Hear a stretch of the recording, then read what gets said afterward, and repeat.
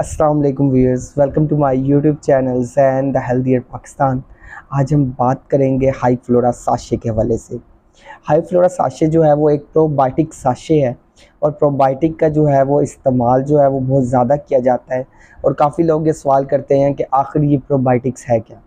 अगर हम बात करते हैं प्रोबायोटिक्स की तो उसमें ये चीज़ आपको जान लेनी चाहिए कि जो हमारा निज़ाम है या जीआईटी है, उसके अंदर 2 किस्म के जो है वो बैक्टीरिया पाए जाते हैं।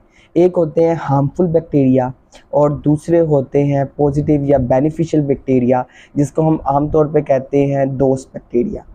अब अगर जो है जीआईटी ट्रैक में या निज़ाम में जो बैड बैक्टीरिया है, इसकी मिकदार ज़्यादा होगी तो वो क्या करेगा, पैथोजेनिसिटी काज़ करेगा या डिज़ीज़ काज़ करेगा और बहुत चांसेस हैं कि आपकी बॉडी का जो इम्यून सिस्टम है वो डिस्टर्ब हो, डायरिया वगैरह या निज़ाम जो है वो डिस्टर्ब हो सकता है। और ऑन कंट्रेरी अगर हम बात करते हैं फ्रेंडली बैक्टीरिया की या फिर दोस्त बैक्टीरिया की, तो जितनी उनकी जो है अच्छी क्वांटिटी जो है वो मौजूद होगी तो क्या होगा कि पैथोजेनिसिटी काज नहीं होगी, बॉडी के अंदर जो इम्यून सिस्टम है वो स्टेबल रहेगा और बॉडी जो है वो बीमारियों के ख़िलाफ़ जो है एक क़ुव्वत मुदाफ़ियत रखेगी। तो जो होते हैं बैड बैक्टीरिया और जो हैं गुड बैक्टीरिया, इनका जो है एक बैलेंस होना बहुत ज़्यादा ज़रूरी है। जो आप कह सकते हैं जो गुड बैक्टीरिया है, जो हमारी खुराक है, उसमें जो एनर्जी है, जो स्पेस है, वो उसको कंज्यूम करेंगे और उसको जो है वो पॉजिटिव जो है वो यूटिलाइज़ करेंगे आपकी इम्यून सिस्टम में। ऑन कंट्रेरी अगर हम बात करते हैं बैड बैक्टीरिया की, तो वो क्या करेंगे, अगर उनकी अमाउंट जो है वो ज़्यादा हो जाएगी तो क्या होगा कि पैथोजेनिसिटी काज़ करेगी।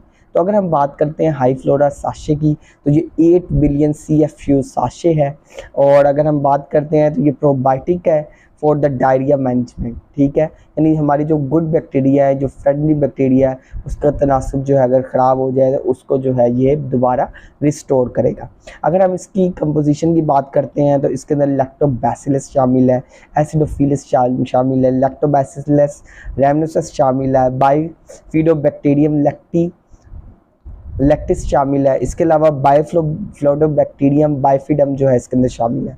अगर हम बात करते हैं इसकी इंडिकेशन की, तो ये इंडिकेट किया जाता है इन treating the acute and chronic diarrhoea, irritable bowel syndrome और फूड एलर्जीज़ में। अगर हम इसकी डोजेज और एडमिनिस्ट्रेशन की बात करते हैं तो ऐसे बच्चे या ऐसे चिल्ड्रन जो 3 मंथ टू 1 ईयर के हैं, उनमें 1 से 2 साशे जो हैं वो इन द डे दिया जा सकता है। अगर हम बात करते हैं ऐसे बच्चे जो 1 ईयर से अबव हैं, उनमें आपने 1 साशे देना है 3 टाइम्स अ डे। और अगर हम बात करते हैं अडल्ट्स की, तो वो 1 से 2 साशे ले सकते हैं दिन में 2 मरतबा। मैं दोबारा रिपीट करूँगा, जो बच्चे हैं जो 3 माह से 1 साल के बच्चे हैं वो 1 से 2 साशे इस्तेमाल करें। जो 1 साल से ऊपर बच्चे हैं वो 1 साशे 3 टाइम इस्तेमाल करें। और अगर जो बच्चे जो बड़े हैं, जो 1 से 2 साशे जो हैं वो दिन में 3 मरतबा या 2 मरतबा इस्तेमाल कर सकते हैं। अगर हम इसकी बात करते हैं कि इसको कैसे इस्तेमाल करना है, तो इसका तरीक़ेकार जो है बहुत आसान है। आपने साशे में जो मौजूद पाउडर है उसको आपने क्या करना है, किसी भी पानी में, महलूल में या फिर कोई भी पतली ग़िज़ा उसके अंदर आपने मिलाना है। प्रोबेबली अगर आप दही में मिलाएँ तो बहुत अच्छा है और उसको खा लें। सिंपल सा इसका ये फार्मूला है। और आपने इस चीज़ में एक एहतियात करनी है कि जो जिस अशिया में आप मिला रहे हैं वो ना तो ज़्यादा ठंडी हो, ना बहुत ज़्यादा जो है वो गर्म हो, उसके साथ जो है वो मिलाना नहीं चाहिए। और 10 टू 15 ml जो है वो वाटर जो है वो इसका एनफ है। आप उस महलूल में जो है इसको मिलाएं और इसके बेनिफिट्स ले सकते हैं।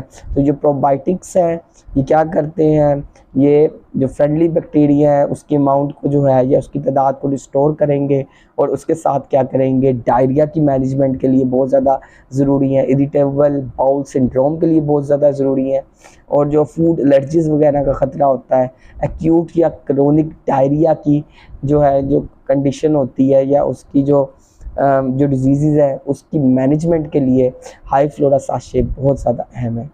So stay healthy and fit and do subscribe my channels and healthier Pakistan.